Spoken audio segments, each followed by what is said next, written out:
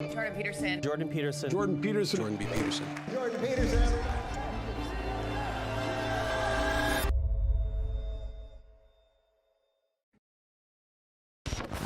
You can't eliminate the necessity of being attracted to one another. That's important, and that's mysterious, you know. So for example, here's a funny thing.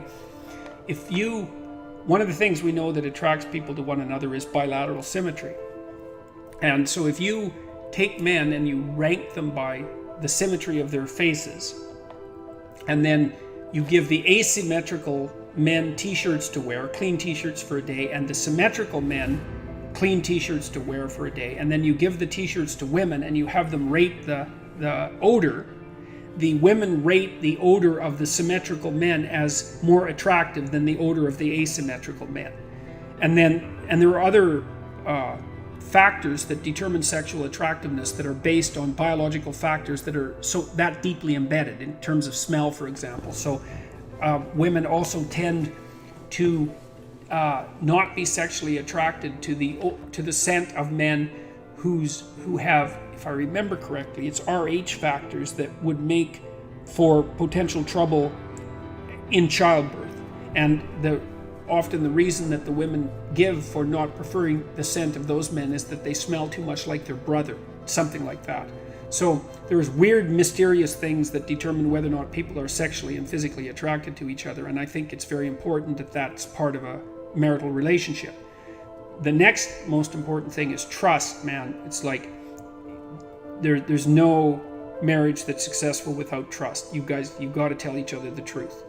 And one of the reasons that Jung believed that marriage and an oath and Carl Jung as a bond was necessary, it's really wise. It's like, you know, telling the truth to someone is no simple thing, because there's a bunch of things about all of us that are terrible and weak and reprehensible and shameful and all of those things, and they kind of have to be brought out into the open and dealt with. And you're not going to tell the truth about yourself to someone who can run away screaming when you reveal who you are. And so the marriage bond is something like, okay, here's the deal. I'm going to handcuff myself to you, and you're going to handcuff yourself to me. And then we're going to tell each other the truth, and neither of us are going to get to run away. And so once we know the truth, then we're either going to live together in mutual torment, or we're going to try to deal with that truth and straighten ourselves out jointly. And that's going to make us more powerful and more resilient and deeper and wiser as we progress together through life. And I think that's absolutely brilliant, because if you leave a back door open, man, you're going to use it, that's for sure.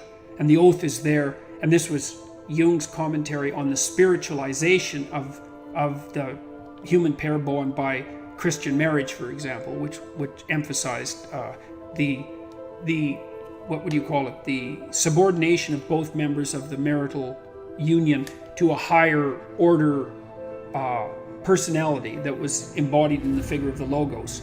So the idea is that in the Christian marriage, for example, the man isn't the boss and the woman isn't the boss. The boss is the mutual personality composed by the seeking of truth in both of them, and that's conceptualized as their joint subjugation to the Logos. And that is absolutely dead on, man.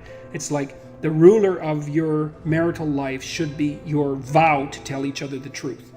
Because like in hard times during your life, when you've done something stupid and idiotic that might take you down, and you don't have anybody that you can turn to, you know, if you have a partner that you can trust, you can go say, hey, you know, I made a big financial mistake, man, and it's really torturing me, and I feel like a complete idiot, and it's really dangerous. And the person there is going to help you figure out what to do about it. And they're going to know that when they make a stupid mistake, and they're bloody well going to, that they can come and talk to you, and that you guys are going to work your way through it. And that's a big deal. And there's a couple of things our culture gets really wrong, and one is it devalues marriage. That's really a very bad idea, because marriage is like a third of your life, and maybe more. And kids are a third of your life, and your life outside of marriage and kids is a third of your life, you know, approximately speaking. And to miss any of that is a massive, massive mistake. Now, having said that, I will also say that for some people, missing one or more of those is necessary because they have a reason.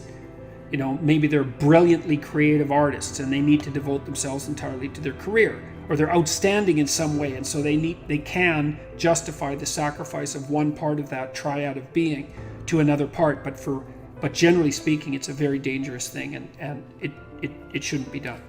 And also, kids get an absolutely terrible rap, you know, because kids are delightful if they're well behaved. One of the chapters in my new book is called "Don't Let Your Children Do Anything That Makes You Dislike Them." And you can do that, especially if you discuss it thoroughly with your spouse, the person that's helping you discipline the kids. And children are the best company because they're really enthusiastic about everything. They love doing new things. They really love you, so they're happy that you're around. All you have to do is make sure they're not too hot and they're not too cold and they've had something to eat and they're not too tired, and you don't expect them to stay engaged in something for longer than they can manage. Because we used to take our kids when they were little out to restaurants, for example, and they could sit there no problem and behave really nicely when they were 2 and 3, but they couldn't do it for more than about 45 minutes. You can't push your luck. But I also noticed with little kids is that they got antsy and unreasonable about 5 to 10 minutes before the adults did too. It's just the adults were too stupid to notice. The kids would notice right away. So back to marriage. Well, you look for someone that you're attracted to, that you love, and then you look for someone that you can bloody well trust. And then you tell them the truth. And that way maybe you can get through life and you can have someone to weave the rope of your being with and together to make your joint rope stronger, and you can have some continuity in your narrative, and you can have children, and then you can have grandchildren, and like you can have a life, man, and there's nothing. You're so fortunate if you can manage that. And so, okay, so there's that one. So what's my advice to young men seeking a woman for marriage and family? Yeah, well, and also, you know, marry someone you think would be a good mother and that has enough sense, generally speaking, to know that she wants children. Now, some women don't want children, and fair enough. And some women perhaps shouldn't have children. That's also possible. But the general rule of thumb is, especially once a woman's, in her mid-20s, if she doesn't know that she wants children or won't admit it, unless she has a viciously important reason, then she's not oriented properly psychologically. She doesn't know what's important in life.